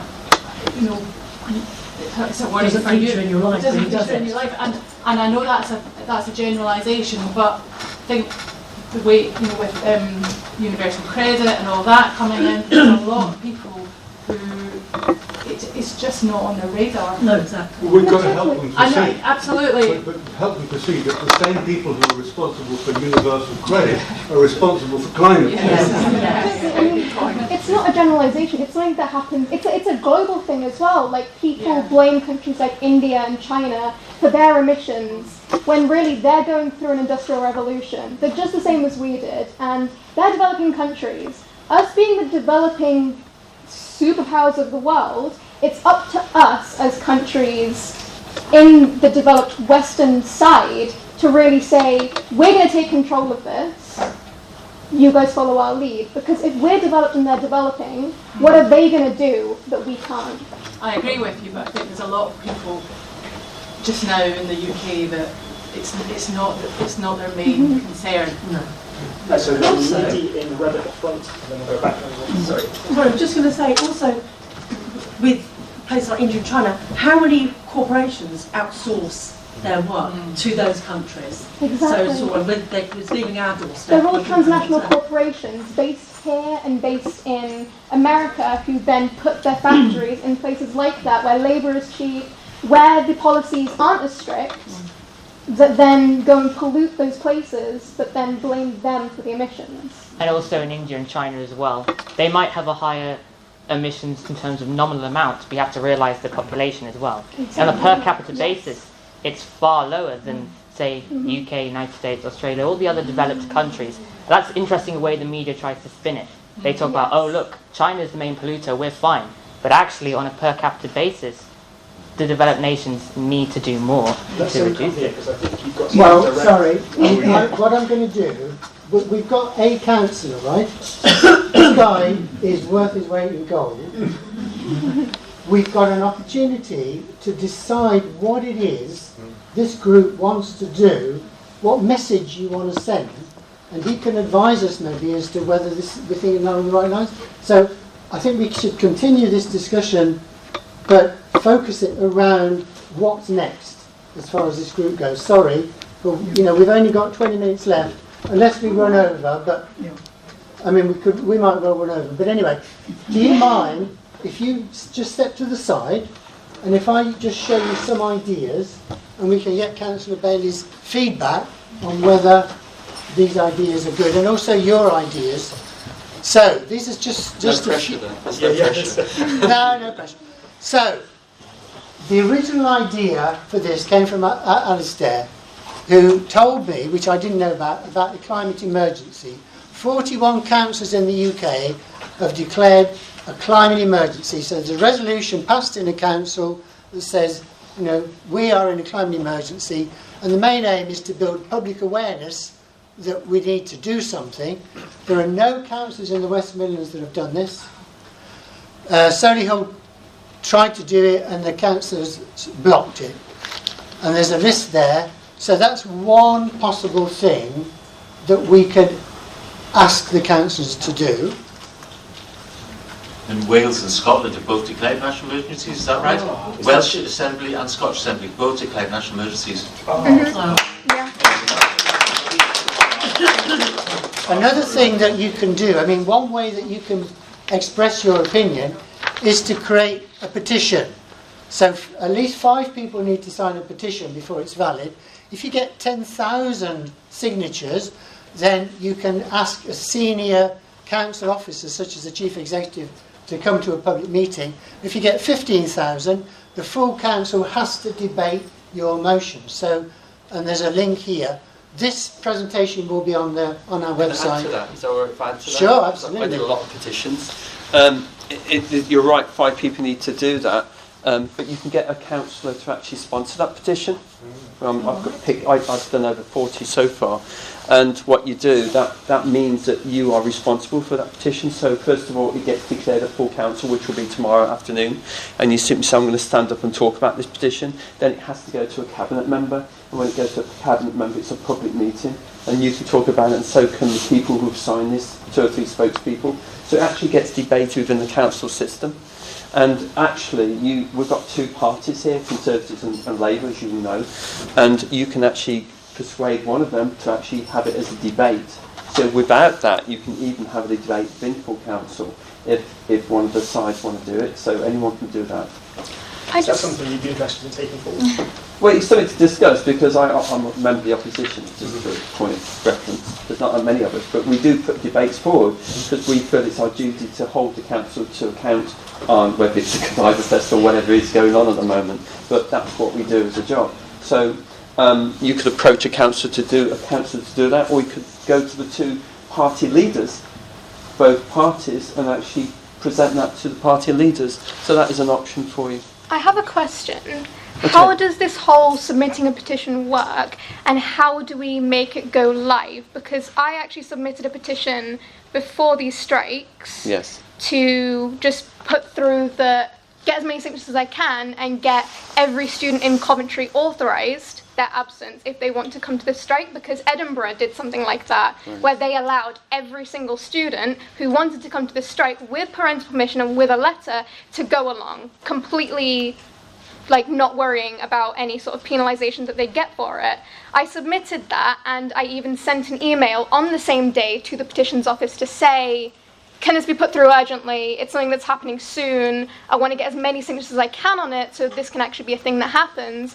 I got no response to the email and no information on when my petition was going to go up. Was and it an still online hasn't. one? Was it an online Yes. petition? Just council isn't always fast, sadly. Well, it's a shame because we have Mark Palsy, who's a cabinet member, and he, in 24 hours, my son Samren, did 500 signatures, and he could have went further, but none of that information was given. So we need the politicians to actually share the information, give the young people that are talking an opportunity. But what would be helpful, I mean, you could email me, for instance, and I could get involved in making sure that is dealt with and actually put online so people can sign it. So you need to get one of the politicians, one of the councillors actually involved. They give you the information in the first place because it takes a lot of hard effort. It is, it's not an easy process to go through, and that's why I get involved, because I know what the system is.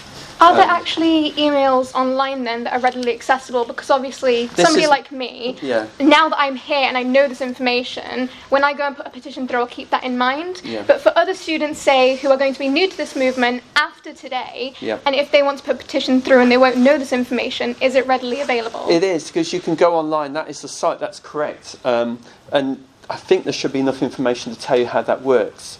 And then it gets processed, and then it gets accepted, and as a petition spokesperson, you should be told that's the case. It doesn't always happen quickly. It won't happen in a day. It can take a few days to do it. But you can also get a councillor involved from wherever you are, and they can help push that through and watch over it. Because that's what I feel like I'm a sponsor on The Guardian sometimes. Can I just ask, several of us here are not from Coventry itself, we're from the surrounding area, and I knew there was a national petitions system. There's a government, on the government site, yeah. Does every council have this? Every council has a system. I mean, they're not always like this quality, but every council does have that process. It's part of the legal process. And actual fact, putting a petition is a legal process, and once it goes in, it's got to go through the system. You know, you can go to full council. It's got to be heard by a cabinet member. There's a legal process it has to go through, so it actually gets your voice heard. Is that district as well as county councils? Would that be? It should be. I mean, they will vary how they present it. Most of them will have an online system. I can't say for everyone, obviously, but that system should be available. I mean, people have a right to have their voice heard. Okay, thank you very much. Do you want to come back? Also, the gentleman.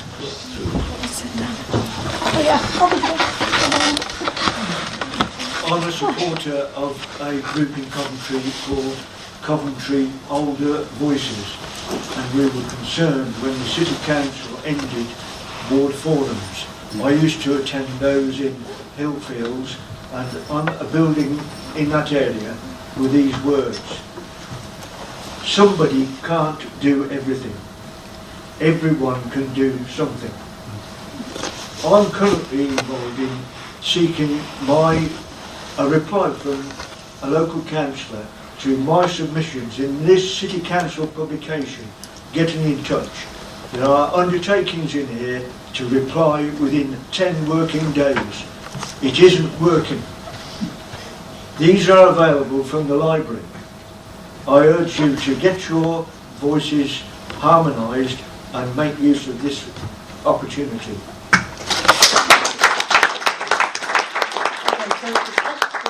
I'd like to get some answers to is what should as a result of this forum, what should the message be that we're sending to Coventry City Council? Are we creating a petition? Are we asking them to put litter bins out? Are we asking them to have a climate emergency declaration? What do we ask? Because you've got to ask them something. And maybe if we can thrash out some ideas now, we can then a youth climate group. Yes, that's what we want. The council. That's what we want. And then to represent you. You're Well, representing your yourself idea was to have one in perfectly, every school, wasn't it? Yeah. But if they had a council in every school, then representatives from each school To come together with the council. I think a dialogue needs to be had between different schools, because definitely, like then other head teachers can speak to each other, because obviously your head teacher seemed pretty sort of Very proactive, really. yeah about it. And if like head teachers from the city could speak to each other about this issue, it can like make sure that people are more involved from all the different schools in Coventry, and the council could help with that just by making sure that all the schools were working for the same issue together. Because our head teacher especially found it very hard trying to authorise our absences for this and trying to actually influence some action, because it's something that's never really been done before. Yeah. So there's a young man at the back, and then we'll come forward here. I think we should, like, the council should push it more, like, put it in newspapers, put it online, use those headlines that, like, if I see something when I'm scrolling through stuff, if I see something that catches my eye, I will click on it, even if it is reading, and I'm not a fan of reading, but I'll still click on it if it looks interesting, and it's something that, and it needs to be made, like, it doesn't need to be, like, something that people are outcast from, because people say they like being unique, but a lot of people, they won't do this because they think it makes them like not look cool, and too many people in the world of sheeps, frankly, they follow what everyone else does.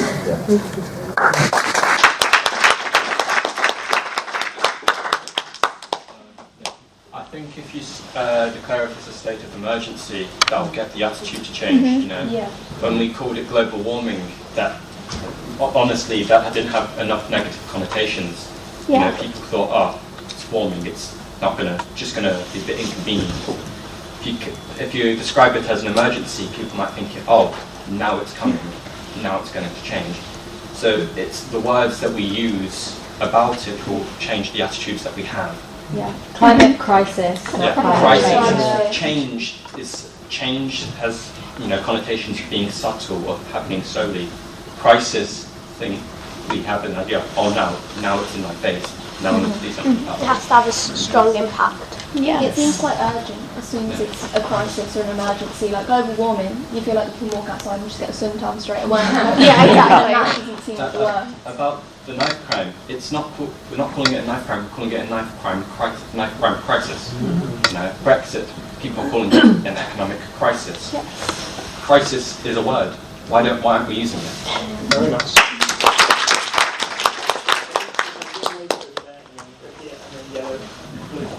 Yeah, people need to realise that it's going to have consequences, because they're telling us that we're having change, but at our school we just get taught about like what climate change, what the cause is, and what we can do to help, but people don't know what's going to happen in the future.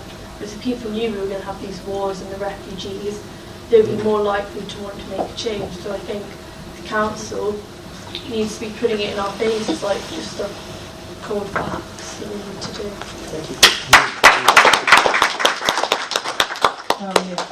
Just listening to the entire session, I think they need to look at re-strategizing, because I've listened and everybody knows what are the problems, what are the consequences, but what is lacking is risk perception, because everybody perceives risk differently.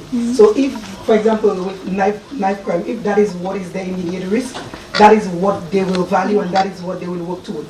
So you need to try to re-strategize. How do you get people to perceive climate change as a risk to them?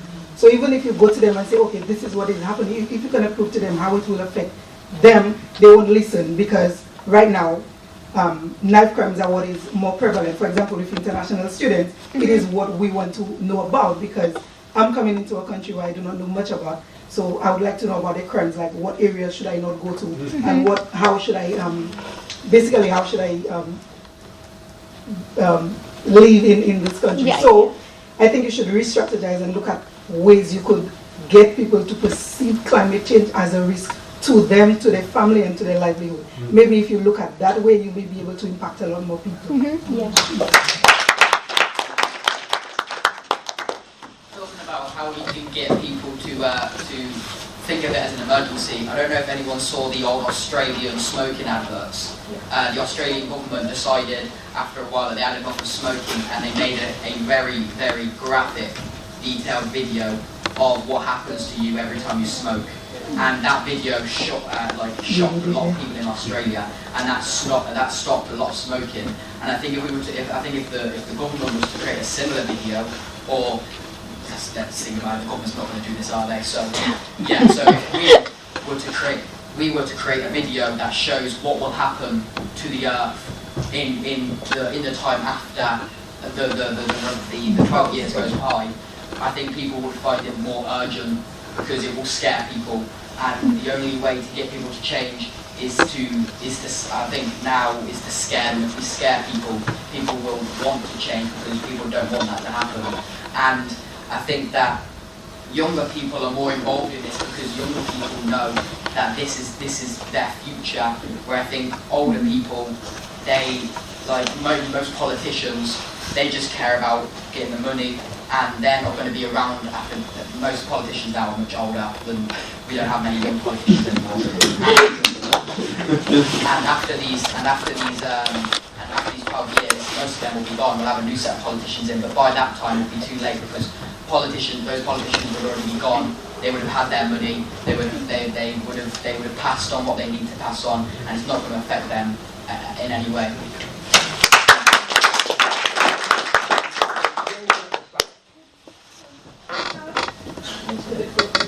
Oh yeah, come back to the point. We still haven't got everyone over here. That's what we want. I think one of the biggest issues regarding climate change is the fact that eventually climate change is used in eventually people over time. One of the biggest problems with this is association. And eventually, over time, some people's opinions will vary a lot. However, if somebody is the first person to make a huge statement saying that something is something, lots and lots of people are going to believe that, compared to if somebody comes and lots of people have said this is great, and then also many people are biased to ways of doing things. E.g., there might be... I tell you what, we'll talk about this a bit later, because this is really deep stuff. This is amazing.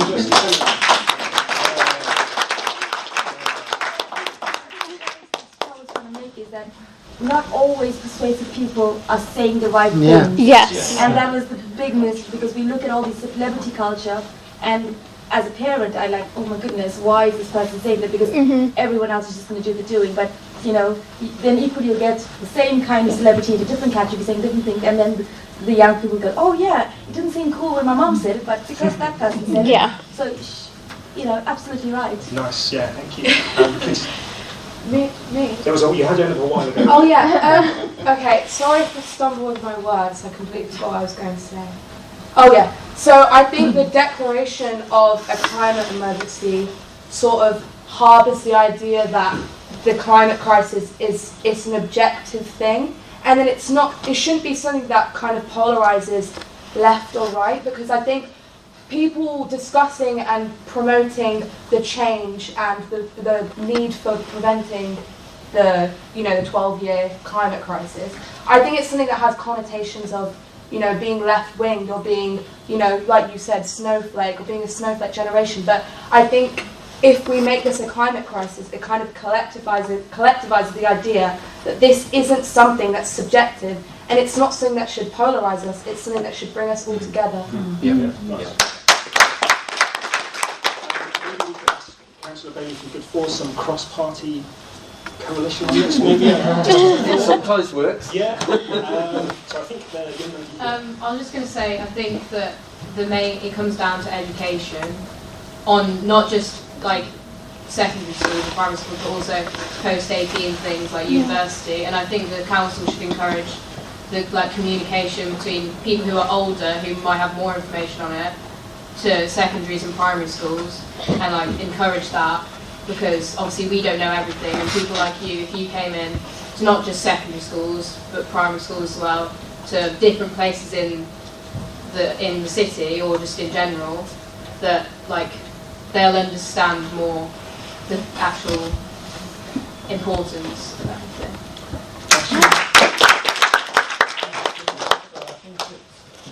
Play on the point the boy in the yellow jacket said, and if we made a documentary or a video about who about the facts, we would also have to see who is going to present it. I as much as I hate to say this, if we presented it, the effect would be much different than, I don't know, a celebrity like Leonardo DiCaprio or anyone famous that has ideas about this. In tennis, Novak Djokovic just came out recently as vegan, and that's changed the way people have looked at that diet.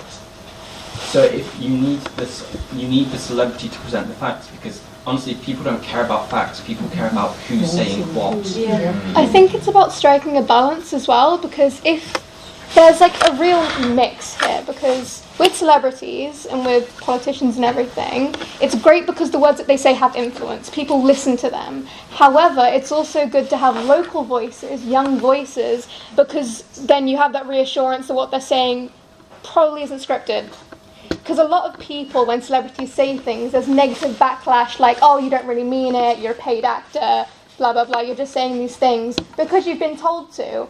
But when you have a real balance between celebrity endorsements and people in power, working with people who aren't as prevalent in the media and the news, whose beliefs are 100% genuine, then you really get the message across. I think as well there's the increasing idea of virtue signaling. It's like some people are just saying this because they want good PR, perhaps not because they really care about it. I know that celebrities like Leonardo DiCaprio do care about it, but he's often just dismissed as like, oh, you're virtue signaling, you're not really doing much, you fly around the world burning fuels all the time. So I think, as like you said as well, achieving that right balance of having the everyday people and the influential celebrities, business owners, politicians as well, it will create one big force for good. So, yeah. So maybe take the lady on the end, the lady there who had your hand, and then are you approaching? Well, I mean, we get to 3 o'clock, we can carry on, because as far as I know, nobody's booked the room. But if you have to go, it's 3 o'clock now. When you do go, there will be feedback forms on this table. We'd really appreciate you filling in a feedback form. Yeah, please carry on. Yes. Okay, so I've got to go through the but I'd love to see a set of actions at the end of it. I'm thinking exactly how are we going forward and how can we keep this going? I mean, you're talking about the talk, which is great, but do the Warwick really fund you? Are you getting funding? Who backs you up? Is it just on a voluntary basis? And that's what I'm kind of curious as to who's got the money, who's driving this fantastic movement forward, because it still seems a bit fragmented, and I'm thinking, great, if we can bring it together somehow.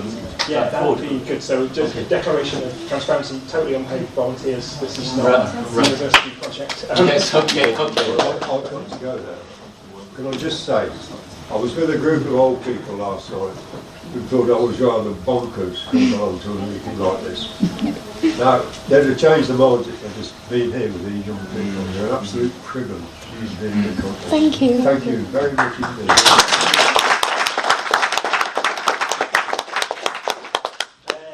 Right, so we'll go back to the end.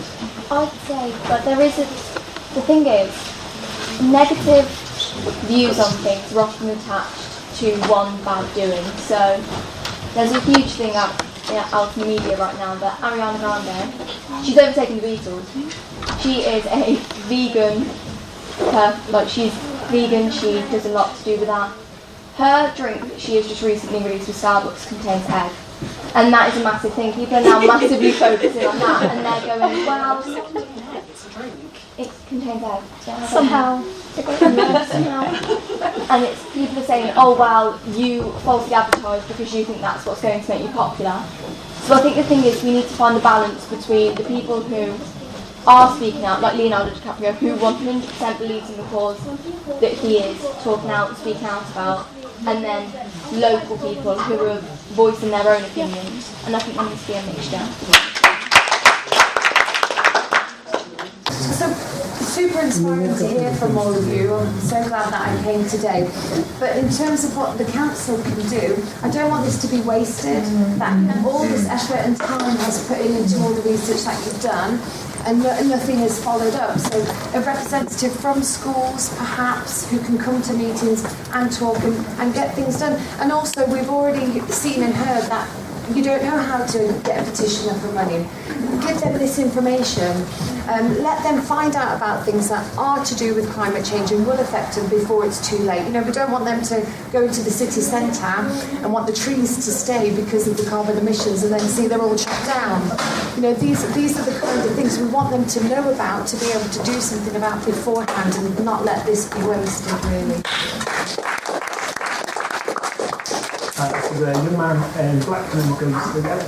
I think the thing is we need to show people how bad it actually is. Like, people know that knife crime is bad now because we've shown them how many people actually get affected by it, and we need to because some people think that global warming just means my summer's going to be hotter, maybe my winter might have a bit more snow, but it needs to be pushed that it can be dangerous and it will have serious consequences, and that's what people need to see.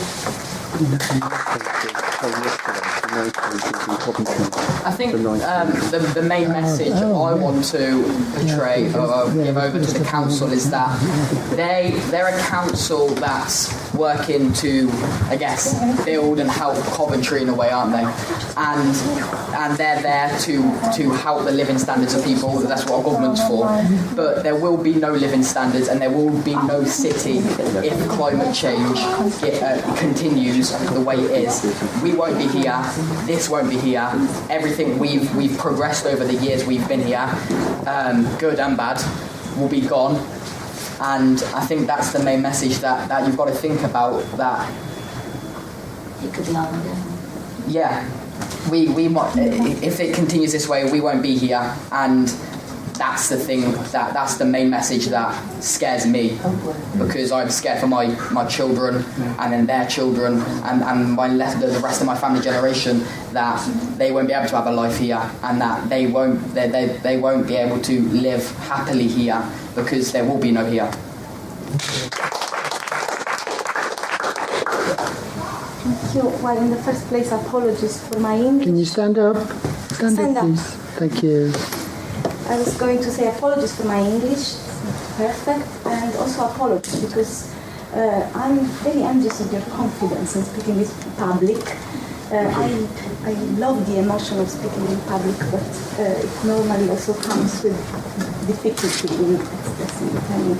I'm thankful because you are talking about the environment, but I'm also, and I'd say more importantly, thankful because you are doing politics. From my perspective, I study political philosophy. That's the most interesting part. But I wanted to suggest that doing politics also comes with a duty, and it's the duty to negotiate. So I've heard this belief that if we make media to talk about this, then everybody will know and everybody will change. Everybody talks about Brexit today, but we're really far from agreeing on that thing. So I just wanted to call your attention on the thing. We all here have in common that we believe that the climate is changing, meaning that we have in common a premise. We believe science. And we believe science not because we are scientists. I think none of us has observed the climate changing. We just trust that. And we need to build the trust in order to make this belief a common one. So when you talk about this problem you have with being bullied, just remember that there is another side to that. There are a lot of people today feeling bullied by scientists. But I would say us, because I'm not one believe in science, and very often I've felt people who didn't believe in climate change were just idiots. They are not. They just have missed, we haven't shared the right language. So I think the council could do is providing moments like this, but in which everybody is represented, also those who don't believe in science because they weren't given the opportunity to, how can I say, develop the trust in experts. I think that would be on a slower path, but something that helps. I just wanted to say that maybe the council should involve the City of Culture into this, because obviously we're not City of Science or anything, but like that's not what the thing's about. But surely the culture should be about all communities coming together to care about the environment, and that would look good on Coventry, obviously. So there was somebody from the City of Culture who registered. I don't know if she came. No, she didn't come. I represent her. You're representing the City of Culture? Yeah. Have you got any thoughts about what you've heard here? Because you've been here, haven't you? Do you want to go up the front and just say what you think? Fantastic. Tell us your name.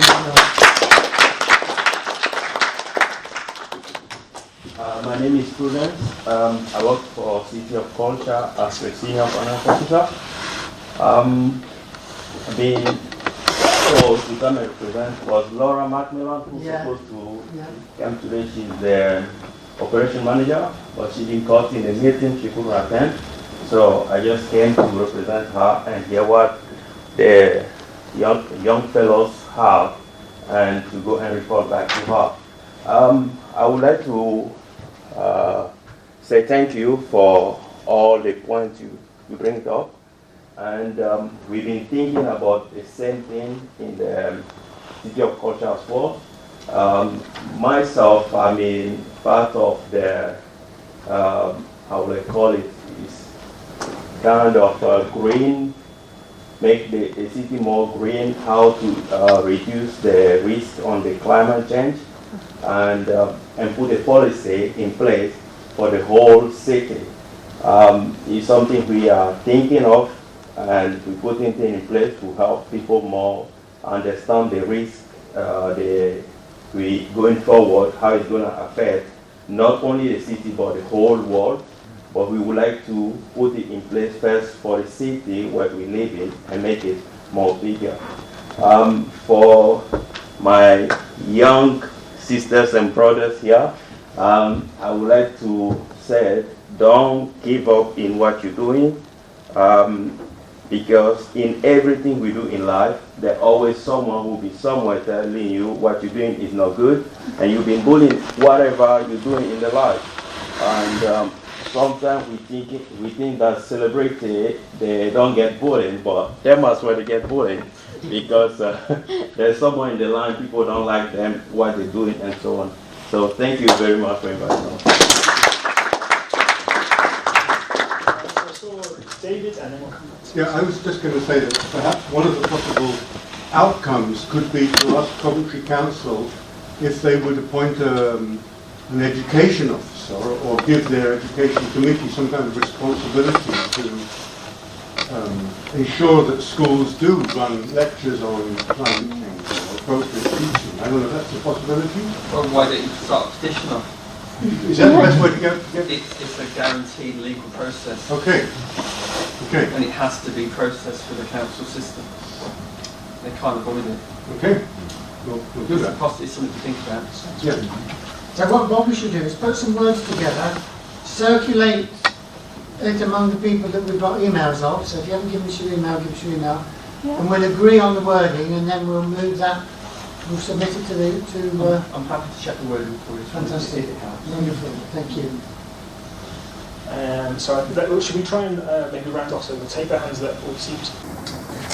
Sorry, I just wanted to add as a suggestion and as a follow-up to this session is that Coventry as a city has two great resources in the form of the two universities of Warwick University and Coventry University. I think it's required that we really tap these two resources in terms of not just the research that they are doing, but also collaborating with them in terms of educating, let's say schools or getting representatives from the university.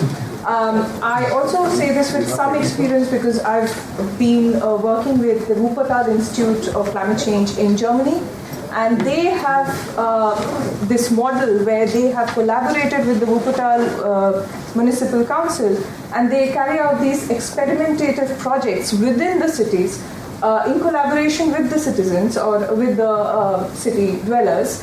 And that generates massive interest and massive ownership of those projects and massive, I would say, some kind of accountability as well as, some stake in the entire thing in your city in terms of climate change, in terms of these projects, in terms of implementing these sustainable activities. So I think these two resources are very important for the city.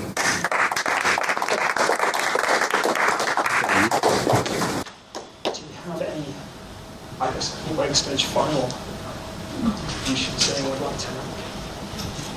I was just going to say, so is what we want out of this, 1, for the City Council to declare a climate emergency, 2, for the City Council to formulate an environmental council with students from different schools to get our ideas across more frequently and think of what we can do as a city to... There are two alternatives, aren't there? One's the climate emergency, and one's the eco team in schools, and then a centralised one here in the council house. Which of those two should we go for? Because I think if we go for two different things, it's going to dilute the effort. If we focus on one now, we could focus on the other one once that's started. Well, I guess you should probably do the eco team, because then they could work on getting the council to declare a climate eco emergency. teams has been the strongest message that's come to me. What do you think? I kind of feel like we could try and do a bit both. So the climate. We could have two different ones, but I've only got limited resources, so I'll focus on the eco teams. You want to focus on the emergency? I'll take that.